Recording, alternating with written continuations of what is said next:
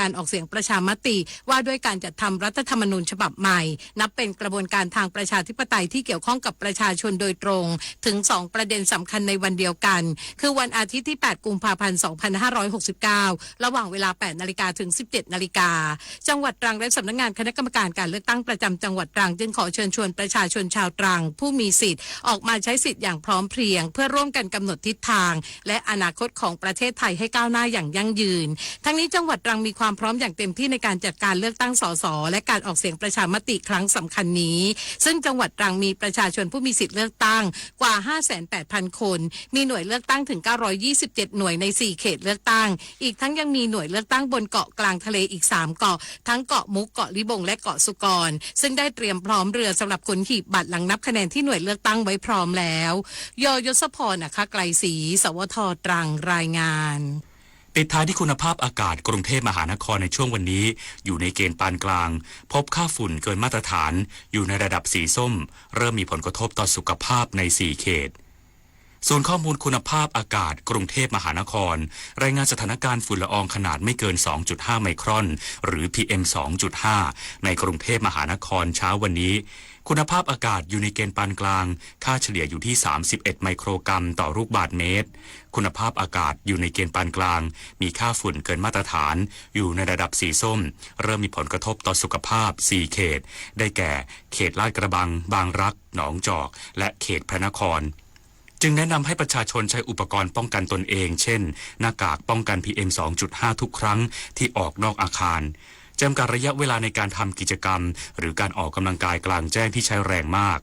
สังเกตอาการผิดปกติเช่นไอหายใจลำบากระคายเคืองตาประชาชนกลุ่มเสี่ยงขอให้ใช้อุปกรณ์ป้องกันตนเองเช่นหน้ากากป้องกัน PM 2.5 ทุกครั้งที่ออกนอกอาคารหลีกเลี่ยงการทำกิจกรรมหรือการออกกำลังกายกลางแจ้งที่ใช้แรงมากและให้ปฏิบัติตามคำแนะนำของแพทย์หากมีอาการผิดปกติให้รีบไปพบแพทย์และท่านสามารถตรวจสอบข้อมูลคุณภาพอากาศก่อนออกจากบ้านผ่านทางแอปพลิเคชัน AirBKK จบข่าวยุทธพรบานเย็นอ่านรับฟังข่าวครั้งต่อไปเวลา 11 นาฬิกาครับ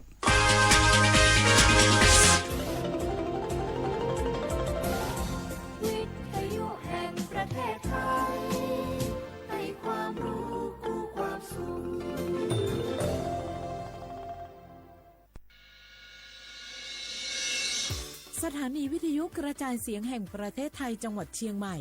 AM 1476 กิโลเฮิรตซ์สถานีวิทยุภาคภาษาชาติพันธุ์แห่งเดียวในประเทศไทยที่มีความทันสมัยเชื่อถือได้สร้างอัตลักษณ์กลุ่มชาติพันธุ์สู่สากลพล่ะแก้วเคยสังเกตก็ในปฏิทินไทยมีวันสำคัญเกี่ยวกับสถาบันพระมหากษัตริย์อยู่เกือบทุกเดือนเลยนะแต่ก็นี่แต่กะก็อย่างเช่นเดือนมกราคมวันที่17วันป่อขุนรามคำแหงวันที่18วันสมเด็จพระนเรศวรมหาราชส่วนเดือนมีนาคมวันที่31วันพระบาทสมเด็จพระนางเกล้าเจ้าอยู่หัว2เมษายนวันคล้ายวันพระราชสมภพกรมสมเด็จพระเทพราช6เมษายนวันจักรี4พฤษภาคมวันชัดมงคล3มิถุนายนวันเฉลิมพระชนมพรรษาสมเด็จพระนางเจ้าพระบรมราชินีใจวันที่28กรกฎาคมวันเฉลิมพระชนมพรรษาพระบาทสมเด็จพระเจ้าอยู่หัววันที่12สิงหาคมกับวันแม่แห่งชาติ24กันยายนวันมหิดลนี่เดือนตุลาคมก็มีวันสำคัญก็คือ13ตุลาวันคล้ายวันสวรรคตของในหลวงรัชกาลที่9วันที่21ตุลาวันคล้ายวันพระราชสมภพสมเด็จย่าและก็23ตุลาก็เป็นวันปิยมหาราชวันที่14พฤศจิกายนวันพระบิดาแห่งฝนหลวง25พฤศจิกายนวันวชิราวุธและก็วันสำคัญในเดือนธันวาคมคือวันที่5วันป่อแห่งชาติครับสังคมไทยเฮาให้ความสำคัญกับวันเหล่านี้คนไทยฮักและก็เทิดทูนสถาบันพระมหากษัตริย์เพราะสถาบันพระมหากษัตริย์อยู่คู่กับคนไทยมาอย่างยาวนานปรารถนาดีจากสำนักงานประชาสัมพันธ์ที่3กรมประชาสัมพันธ์ค่ะ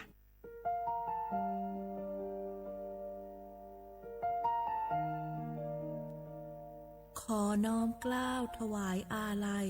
สมเด็จพระพันปีหลวงพระแม่แห่งแผ่นดินผู้ทรงเมตตาเหนือเกล้าขอพระองค์เสด็จสู่สวรรคาลัยข้าพระพุทธเจ้าข้าราชการและเจ้าหน้าที่สถานีวิทยุกระจายเสียงแห่งประเทศไทยจังหวัดเชียงใหม่กรมประชาสัมพันธ์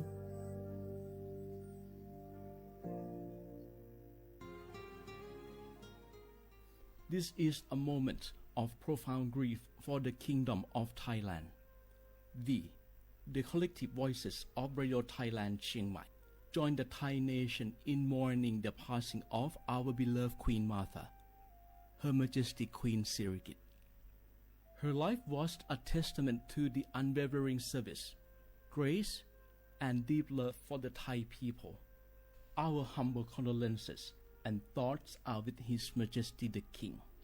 the royal family, and all the Thai people during this deeply sorrowful time. We will remember her forever.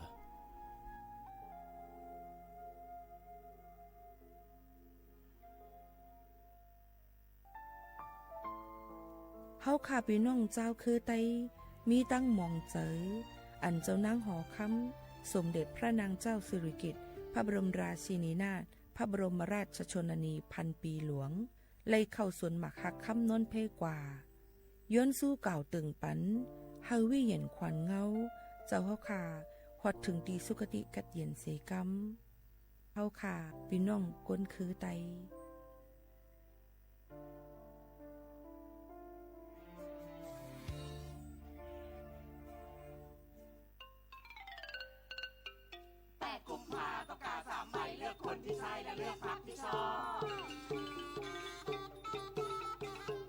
สีเขียวเลือกถึงคนชมพูเลือกถึงพรรคนโยบายน่ารักเลือกถึงพรรคเลือกถึงคนบัตรสีเหลืองต้องแสดงตัวตนใหม่เห็นชอบไม่เห็นชอบหรือโหวตโนลงไปครบแล้ว3 ใบไปใช้สิทธิ์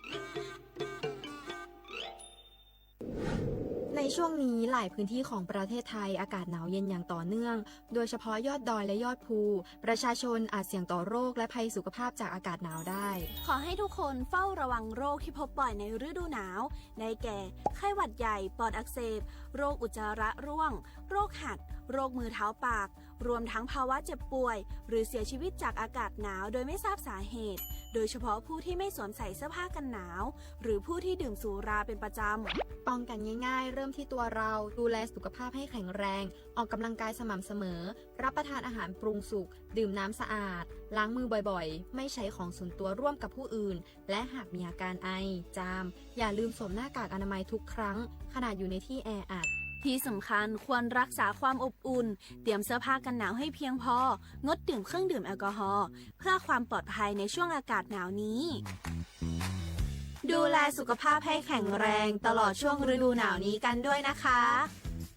ด้วยความปรารถนาดีจากสำนักงานประชาสัมพันธ์ที่ 3 กรมประชาสัมพันธ์ทุกคนเร็วๆทุกคนเก็บของเร็วๆแผ่นดินไหวแล้วแผ่นดินไหวเดี๋ยวพี่เดี๋ยวก่อนจะรีบไปไหนเก็บของไปไหนพี่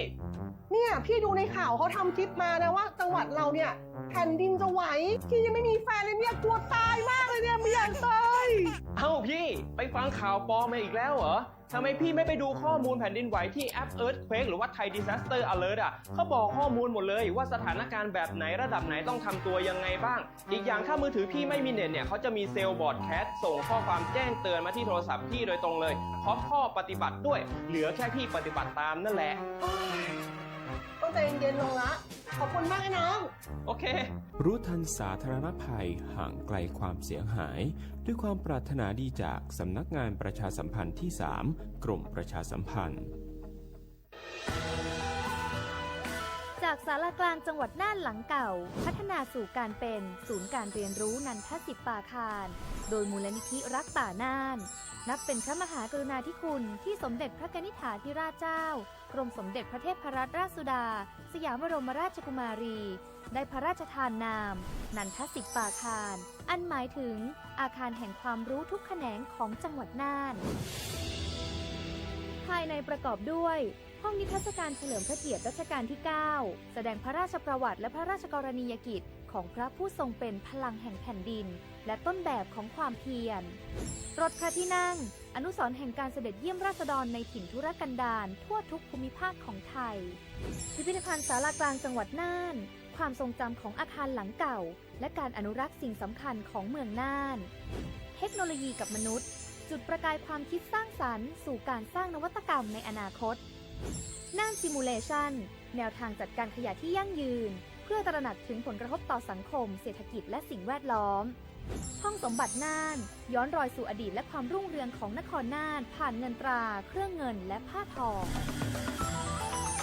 เปิดให้เข้าชมฟรีไม่มีค่าใช้จ่ายตั้งแต่เวลา 9 นาฬิกาถึง 17 นาฬิกาหยุดทุกวันจันทร์และวันนักขัตฤกษ์มาร่วมอนุรักษ์สืบสานสร้างสรรค์ศิลปะวัฒนธรรมและวิทยาศาสตร์ของเมืองน่านคุณค่าที่น่าภาคภูมิใจ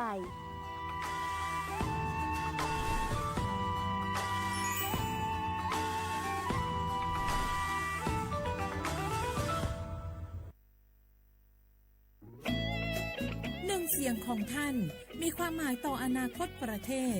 การเลือกตั้งคือโอกาสสำคัญที่ประชาชนจะได้ร่วมกำหนดทิศทางบ้านเมืองขอเชิญชวนพี่น้องประชาชนผู้มีสิทธิ์เลือกตั้งทุกท่านออกไปใช้สิทธิ์เลือกตั้งปี 2569 เลือกคนดีเลือกผู้แทนที่ตั้งใจทำงานเพื่อประโยชน์ของประชาชน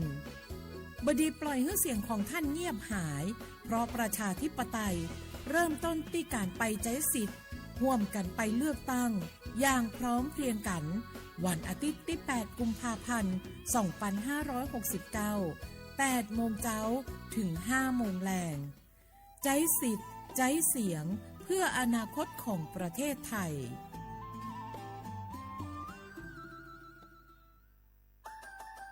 สปสช.ชวนคนไทยทุกคนทั่วประเทศใช้แอปเป๋าตังเช็คสิทธิประโยชน์รับบริการป้องกันโรคตามกลุ่มวัยเพื่อลดความเสี่ยงการเจ็บป่วยโดยเลือกเมนูกระเป๋าสุขภาพเลือกสิทธิสุขภาพดีป้องกันโรคสามารถจองคิวพร้อมนัดวันและเวลาเข้ารับบริการได้ฟรีสะดวกรวดเร็วสอบถามเพิ่มเติมสายด่วนสปสช1330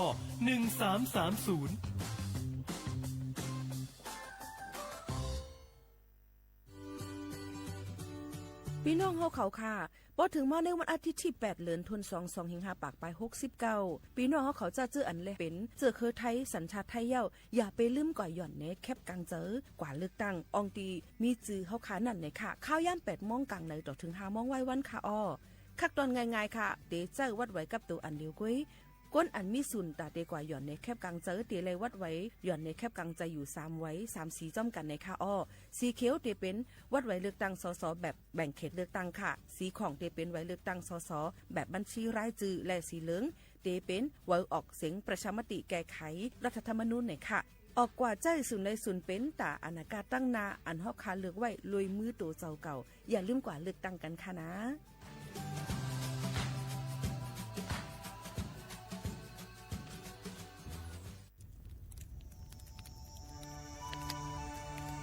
จงหู้คาหือก้อนโมก้อนไฟอันเผาอยู่ตีกลางป่างนั่นอ่ำเลยหายกว่าตั้งเลย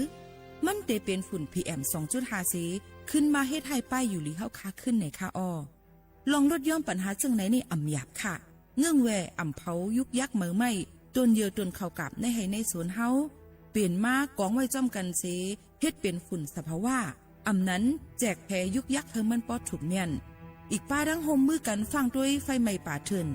เฮาคาถูกดีเลยผูกต้นไม้น้ำเพิ่มปันปืนตีสีเขียวเฮ็ดเฮาจันร่วมเสียนใส่ตาเฮากูก็เลยตั้งมุงมองเฮาลีเสฐานฐานหน้ากอกับสืบปืนเผาตี3กรมประชาสัมพันธ์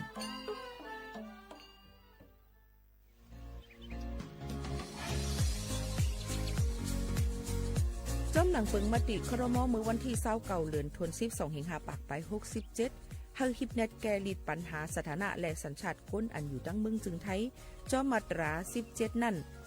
ตอนตาพี่น้องเฮาเขาอันเข้ามาอยู่ตั้งเมืองไทยหึงนั้นและมีไว้เข้าจอมเปิงเฮากว่ายืนย้อนสถานะต่างดาวของเมืองถูกแม่นจอมเปิงไล่ตอนตาลูกอ่อนอันเกิดตั้งเมืองจึงไทยมีอู่อำนั้นก็แม่มีไว้ทะเบียนประวัติบุคคลไม่มีสถานะทางทะเบียนอำนั้นไว้10 ปีถูกแม่นยาวในจึงเฮากว่ายืนย้อนสัญชาติไทยจอมหนังมาตรา7ทวิไล่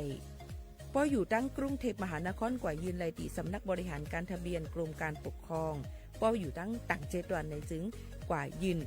ไล่จอมหนังวัดไว้อันเปิ้นออกปันเฮาคานั่นเข้าย้ำเหตุการณ์จอมหนังหลวงปองจึงต่อพอถึงวันที่29เดือน62ปากไป69ค่ะ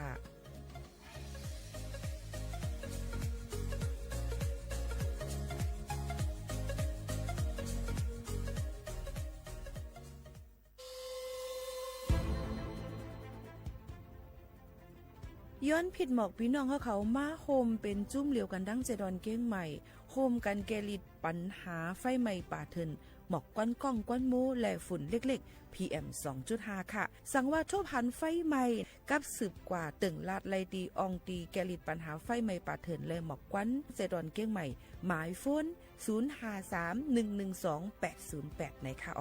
เจดอนเก้งใหม่ค่ะออกปักเปิงหมายมีเฮกังแกลิดปัญหาหมอกก้อนก้องก้อนมูและฝุ่นเล็กๆ PM 2.5 เนื้อปืนตีเหลออันอ่ำเลยคว้างเฮาเผาผ่านมาดีแอปพลิเคชันไฟดีห้ามเผากำเร็วในนั้นค่ะอย่าไปเผาล้าอ่ำว่าได้เป็นตีกลางปางอองตีห้ามเผาเกยยุกยักไม่ดอกกูอันในค่ะแต่เอาวันที่1เดือน1อิงเกรด2เหงปลาย26ต่อถึงวันที่31เดือน5 2เหงปลาย26ในผู้เหลอเผาเฮ็ดผิดปักเปิงเตญาตัวต่ำตั้งผิดจำหนังปักเปิงหมายมีกำเหลวในนั้นค่ะเลยตั้งมุมมองไฮลีเซห้องการฐานฐานาก่อกับสืบเจดอนเก้งใหม่มาโฮมเป็นจุ่มเหลวกันดั้งเจดอนเก้งใหม่โฮมกันรักษาสภาวะฟิงตื้นเป็นเฮ็ดให้จันล้มถวยเจออันลีต้องฟ้าแสนเสออ่ำมีหมอกกวนกองกวนโม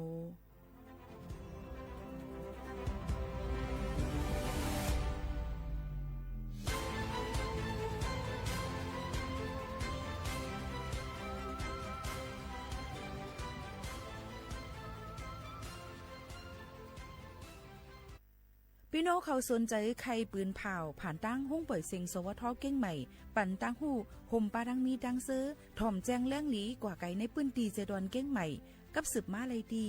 สวทเก้งใหม่หมายฟ้น053-276-068และ0922468579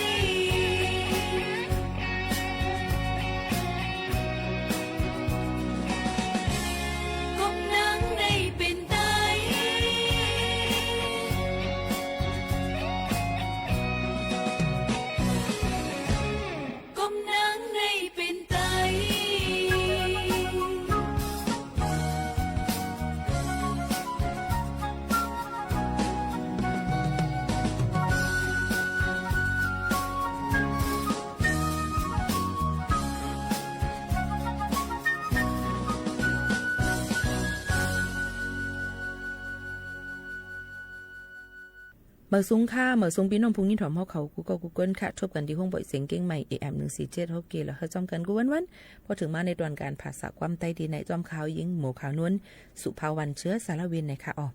เมื่อได้ถึงมาวันเสาร์ที่7เดือนธันวาคม22เฮงปลาย26เป็นเดือน3ลอง5ค่ำปีใต้2เฮง1ปากปลาย20ปีก็จะ1เฮง3ปากปลาย87คู่อยู่จอมกันดีในสิเมื่อได้ก็ได้เป็นวันเจอจัดจึงได้ในค่ะในก็ขอบคุณมาและปียาวข้าวหึงสิในค่ะอ่อนกันคึงปองให้สร้างกว่าอยู่เฮาหากูก็ถูลิลิมีลองตั้งอ่อมล้อมพร้อมเสียงเป้งปากกันในนั่นค่ะฝากตอนจนถึงกันเจ้านังไหนค่ะ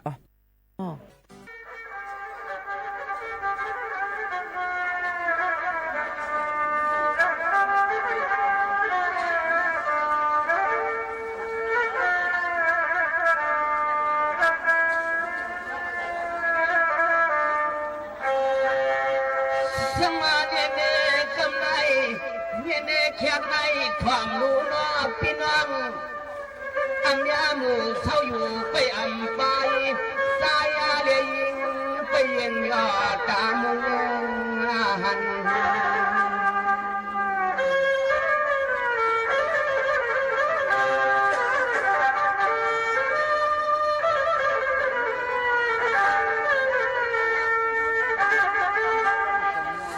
ไผ่ก้อยว่าเสียงลมไผ่ก้อยว่าเสียงลมกลุ่มกับเมียนออกหมดหมู่สักกามาทวนคนน้ำเมฆยอไผ่ก็มองกันเขาว่าความมองในอกในหันนางหังเราเรื่องเอาตันเงินพอดเป็นอาคำ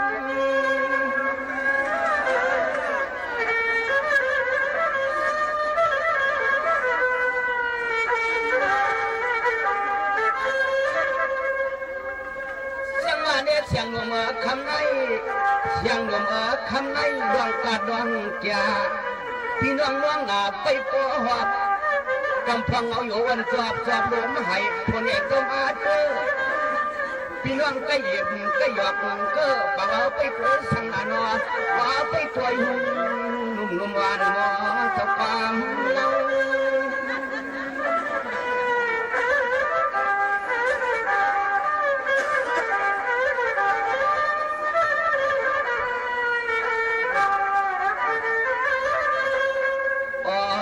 นอนตอนเฮาว่าก็ลมทักช่องอันตอนเฮาก็ลมทักช่องน้องเด้นอเสียงห้องปอนั่นจองสู่พี่นั้นวัดนั้นจองมีดวงกาเดทางจากสังลานอนนุ่มวันมัวตะความเกลือลังเสียงนุ่มวันมัวตะความเกลือลัง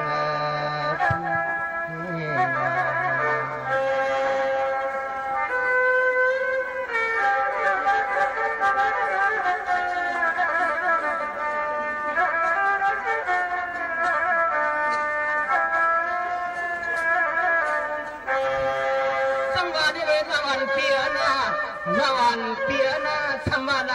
ขันไหนเศร้าลงกวนนวลกลมลิ้นยังฮัลโหลก็เปิดวังสุอาณาขันไหนฮัลโหลรวมหลวงมาเฮียงเปิดอำไปอำไรกลางเรา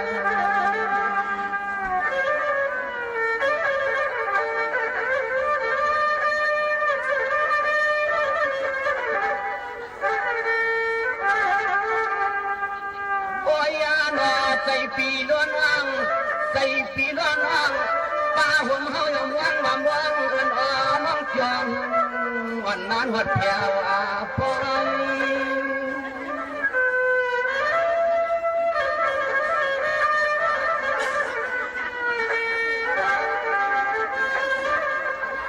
จังหวะนี้อำนั้นก็น้องอ่อนปีเดือดคำนั่งยิงปีเฮาเองเฮ็ดสังนั่งอ่อนเปียเป็นวังเฉียดเฉนั่งอำหอดวันหาคอลุ่มอ่อนยุ่มปองปอดออกเพื่อนนั่นเลี้ยงเขาเลี้ยงพักลุ่มอ่อนนั้นหัดถึงปอย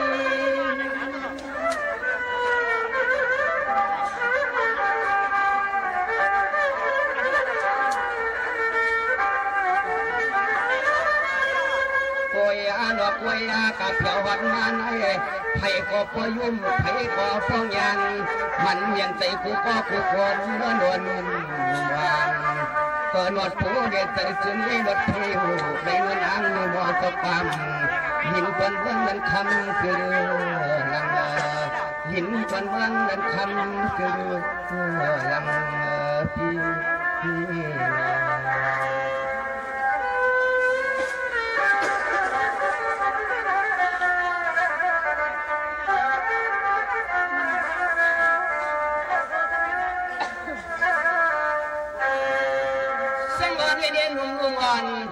ยังมีหมอเจ้ากามสกาทนควรนามีเกี่ยวนะเมื่อในเจ้าปล่อยเขาเนาะเมื่อในเจ้าปล่อยเขาหวังสู้กันว่าเต็มเปิ้นดอกคุยกับคนละวันพี่น้องเจ้าปล่อยเจ้าน้ำยังเขายังพักหัวยังสุดเดือนก็ข้ามแขกเขายังพักสั่ง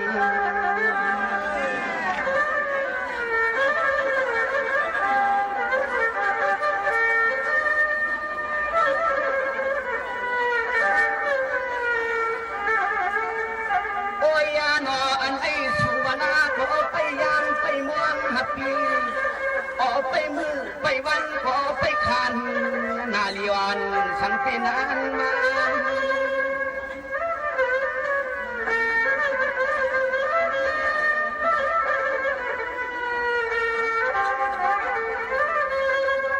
สังอามันก็ที่อันนั่งปีมาเล็กที่อันนั่งปีมาอยู่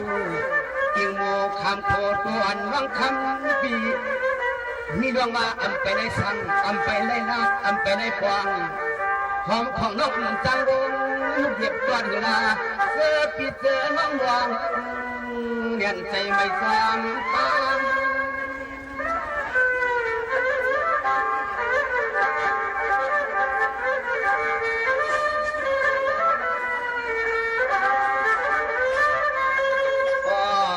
มาวัดตูพ่อหนอมาวัดตูสวยนูดีมาก็ปีนอดูเอาที่เฮือนที่วันที่นาที่เฮือนเอื้อมจางคำวัดปล่อยไว้สู่น้องงานวันหันอีสังนานวนยาอีสังนานางเสียงการพิจารณารวมกันยาหันอีสังเขาขยันทำมีดวงตั้งกระดังยาเปลี่ยนอีสังให้กังนานางเมื่อนวลนุ่มเขาละคำนุ่มบานมาหุบกัน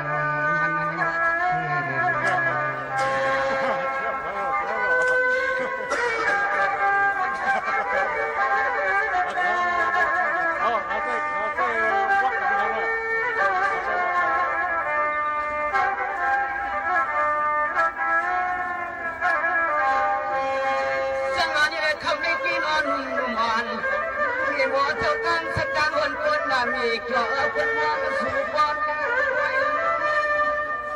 เป็นหวังสู่บอลดังไป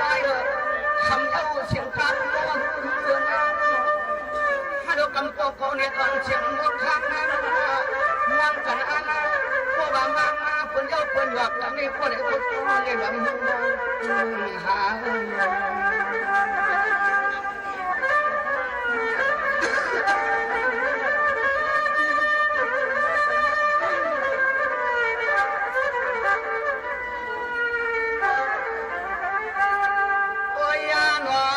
ก็เลิกว่าอ๋อนอไผ่ก็เลิกว่าหลวงวนกลางมาอ๋อนอสังปีนั้นกวักมาไข่วัดไข่งาไข่มุงไข่เย็นผู้ก็ผู้ควรว่าอ๋อนอปล่อยในอันในหันมาทุกข้อ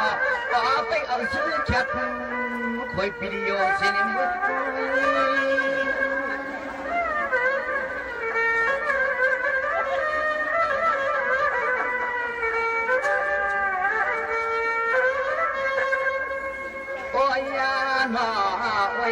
นอนก่อนเฮาว่าพอมองมามองอันว่ามองจ้องปีนานวัดนานเฮาอยู่เสด็จนอกคำเลียดคำพ้นคำรวมนางเนื้อกลางวันควันควางมองอันว่าฮักปีนานกวางเนื้อหางซ้ายปีปองเรามองอันว่าฮักปีนานกวางในหางซ้ายปีปองเรา คำในคำใน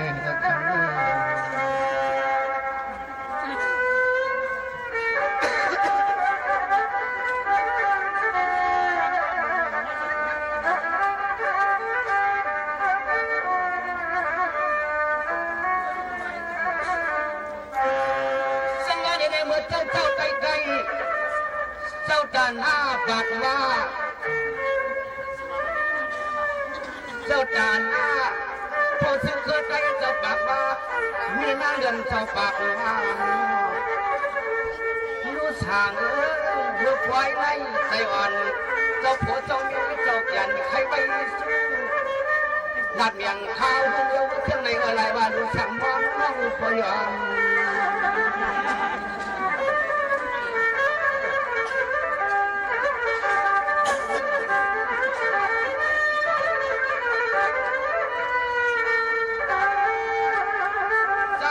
พี่ว่ามุ่งวางมั่งมาม่วงในหดในยาเสียงในคำอยู่ที่เสียง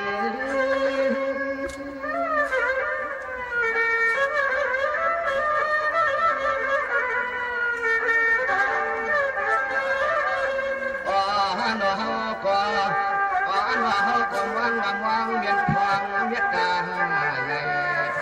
ถึงที่สู้เข้ามาก็ไล่คนใหม่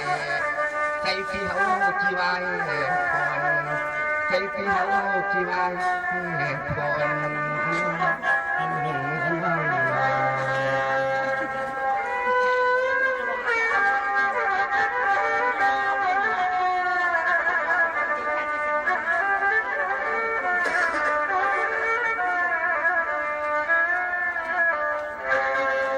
สังมาเด่นในที่เสียงนวลพี่เสียงนวลหวานปีกูก็ช่างว่าคำในดูสร้างสว่างสู้ทำกันน้อยก็เพื่อเขาเป็นไฟคำคนว่าเจ้าจานายวันให้มีข้อความวันทำเลื่อนนุทุ่มทำเรียกนางเลื่อนนุทุ่มเก่งจึงวายพล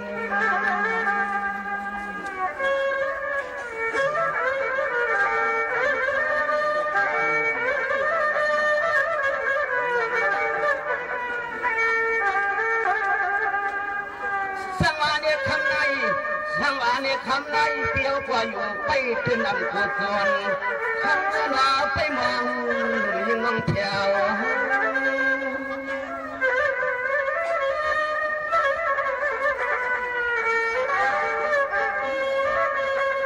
โอ้ยาหนอเราเนื้อกานาชอเราเนื้อกานาชอน่วงขึ้นกวยเปียวขึ้นใครอุกแท้ปันพี่ปันน้ำเฮาให้เพียเราเพิ่งกางวางไปสู่น้องป้อมผัดอำกวางอำจริงยิ่งเมื่อมองไปสู่น้องพวางยายอำฟ้ามองน้องคำนึงวันคนเจ้ามาผ้าดังนั้นหยับผ้าดงผ้าให้ทำความหัดใบจางเลยสู่น้องมาคำคืนไม่มีไปที่หา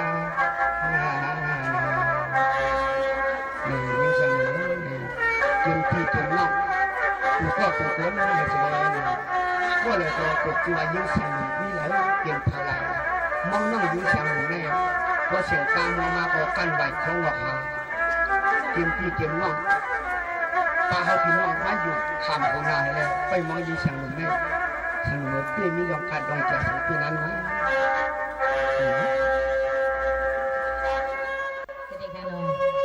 หลานดีใจสาวนัวค่ะกางตูพี่น้องเขากางหูกางซิงเสลนี่กางตูปก้นเทามีก้นเทาเสียถามเขาเขาน้องหญิงเสนอมาว่าเพชรอีสานเลยคำขึ้นเมื่อในพี่น้องเขากูดีกูกางไหวนาหาน้องหญิงเสียงหนุ่มเล่พี่ใจสาวลูกเขาก็ทางโปยมอันวันนั้นเองพี่ใจสาวลูกน้องที่เอาคอสบใส่ความในอกหมักโฮเซนน้องเสลนี่ตุ้มตอบแกนขึ้นปันปีนี้ไปทำเอากูขอกูกำกันนะดีใจด้วย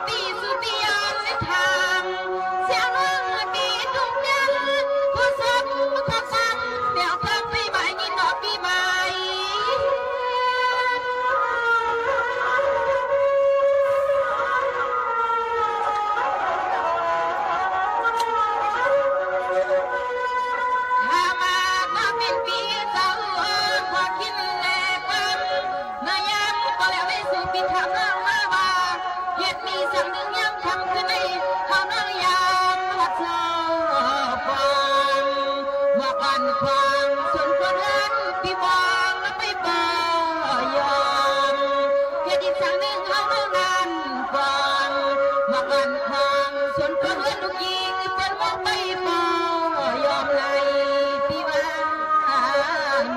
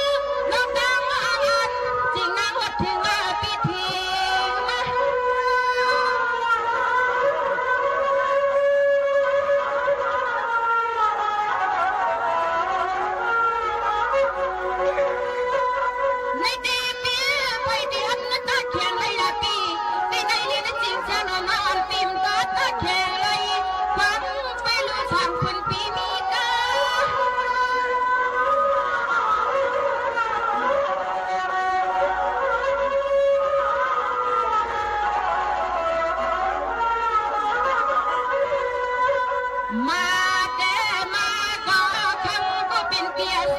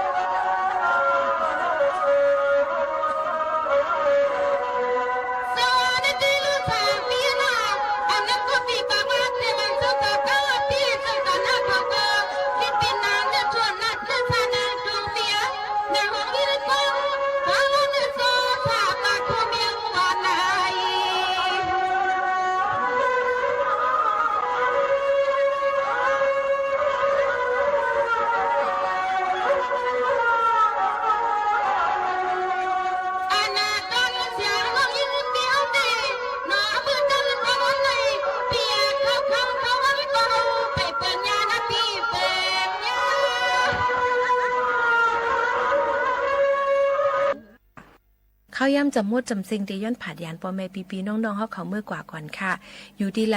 เซอ่ำว่าให้ฟังกันไว้ลองตั้งเป็นรอกากว่าตาไปตั้งไหลก็ให้รอดเพ่เค้นค่ะเซาให้เจ้าสวนเจ้าหน้าเขาในก็ให้เล็กก้าอ่องขายมันกันกู